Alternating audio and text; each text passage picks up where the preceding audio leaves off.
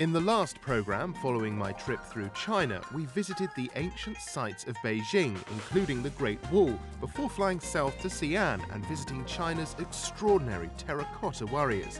You join the journey now on day 8 as I arrive in the busy city of Chongqing to begin a cruise down the Yangtze River. I arrived in Chongqing late in the evening. This futuristic city is built on an island much like Manhattan. Skyscrapers cling to the steep cliffs that descend into the Yangtze and Jilin rivers below. Chongqing is one of the most heavily populated places on the planet, with a staggering 33 million residents. Its location on the rivers has made it a major hub of industry, with steel, shipbuilding, car manufacturers and chemical factories all helping to give it its nickname as the City of Fog. Boarding an American-managed cruise ship felt rather surreal. The warm smiles and brass band that welcomed each passenger on board provided a stark contrast to the atmosphere outside. The neon lights of the city through the mist looked like something out of the film Blade Runner. Within an hour of boarding, we were heading down the Yangtze to our first port of call.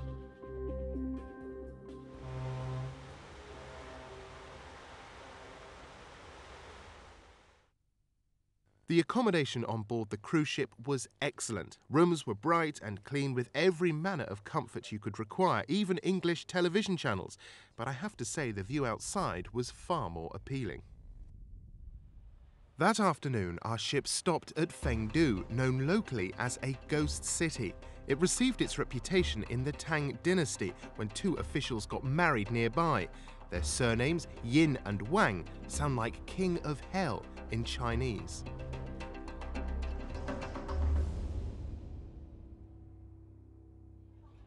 Back on the boat, and by night, like any cruise, passengers are chatty, the food is good, and the entertainment, mostly from crew members, is laid on every evening.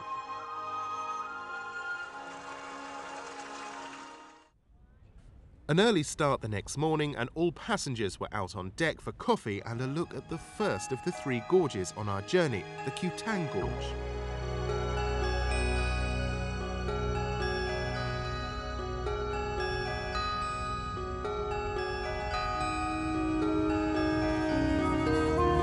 As late morning came, we were off the cruise ship and onto a smaller boat so we could head up the Danning River and through the beautiful lesser gorges.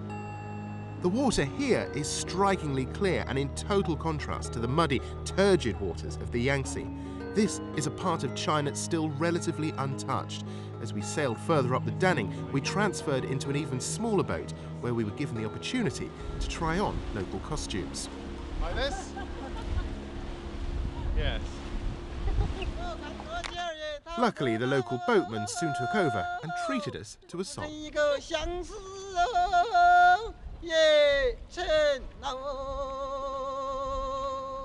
Thank you. Day 11 of the trip, and everyone's out enjoying the sunshine. This was to be our last full day on the Yangtze. As we sail down the Yangtze, it seems the view just keeps getting better and better. Our journey's taking us through the 3 gorges, the second of which is this one, the Wu Gorge, which is meant to be the most beautiful. And well, on a day like this, I don't think the view could get any better.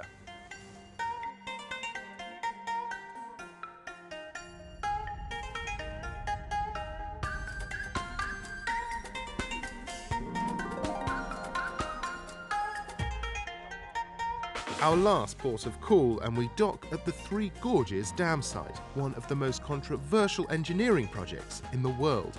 This vast construction is the largest water conservancy project ever undertaken, and its presence has meant water levels along the Yangtze have risen, forcing the relocation of tens of thousands of residents. It's still not finished, and when I was there we were unable to pass through the dam's giant 3-stage lock. Today, however, cruise ships are able to pass through, all the way to Yichang and beyond. After an extensive tour of the site in the morning, I headed to the airport for a flight to my next destination, Guilin. Guilin has long been a popular tourist destination, and much investment has created a vibrant and interesting city centre with some unusual sights. These pagodas may look the part, but they were actually built in the year 2000. There's also plenty to see nearby. The Reed Flute Cave, for example, has to be one of the most spectacular public attractions of this kind on Earth. Coloured lights and pools of perfectly still water produce mind-blowing reflections in this cave. You really do feel like you're visiting another world. You'll also find this place in Guilin, known as Fubu Hill. This part is called the Pearl Returning Cave, and it hides this huge stone pillar hanging down, known as the Sword Testing Rock. So named because General Fubu of the Tang dynasty supposedly sliced through this pillar with his sword just over 1,000 years ago. The Buddha carvings here too are pretty impressive.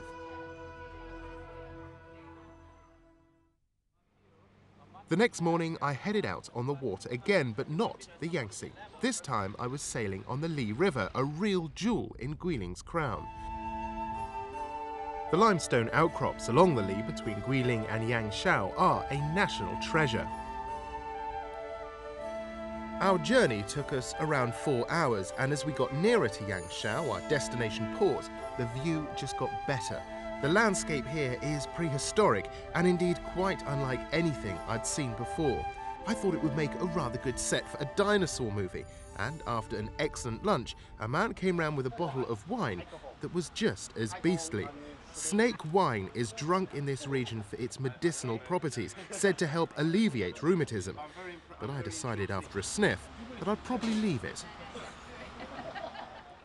We soon arrived in Yangshao, and the local cormorant fisherman was standing by for a photo. Believe it or not, these birds are trained to dive down and fish for the fishermen. Yangshao is a very touristy town, and every make of fake handbag and designer watch is available here.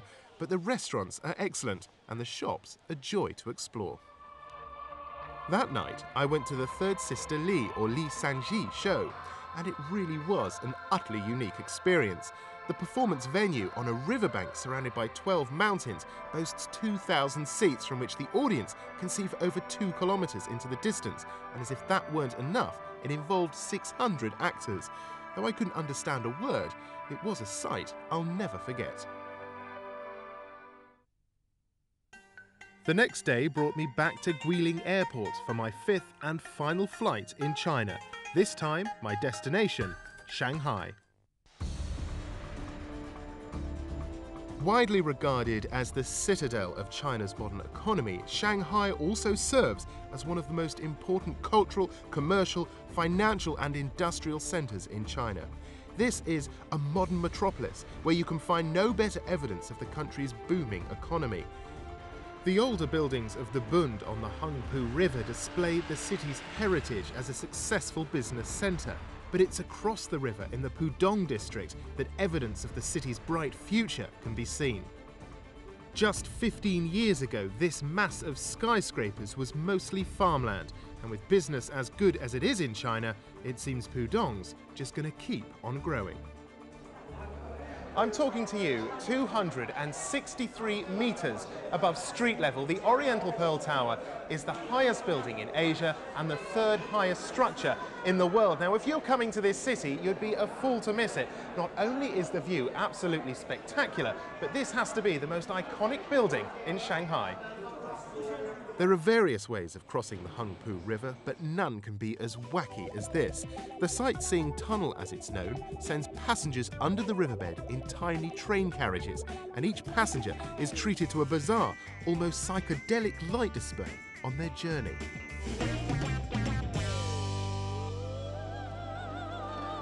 Much like any international city, by night Shanghai is a vibrant and exciting place to explore.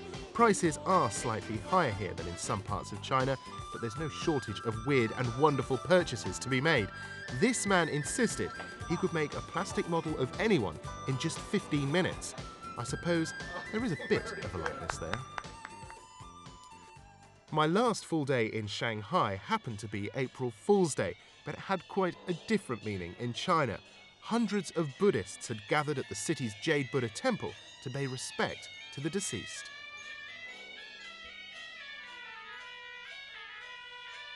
After some lunch in one of the city's famous dim sum restaurants, I headed out to explore some of Shanghai's older sites. By night, shopping and the bright neon lights of the Nanjing Road.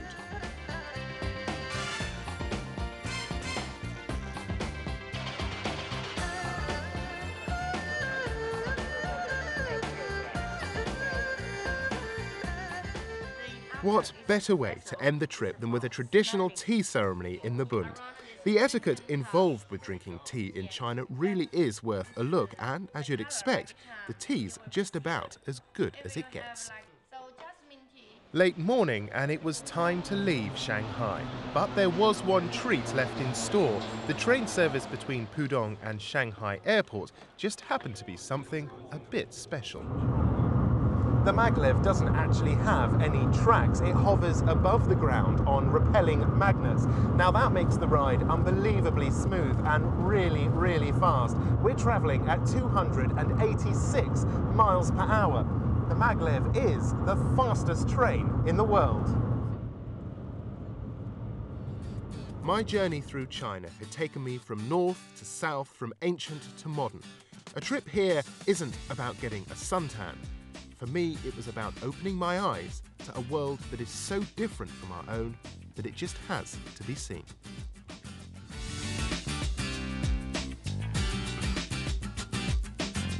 Next week in Holiday Report, I head east again as I take in the sights and sounds of the amazing destination that is Hong Kong.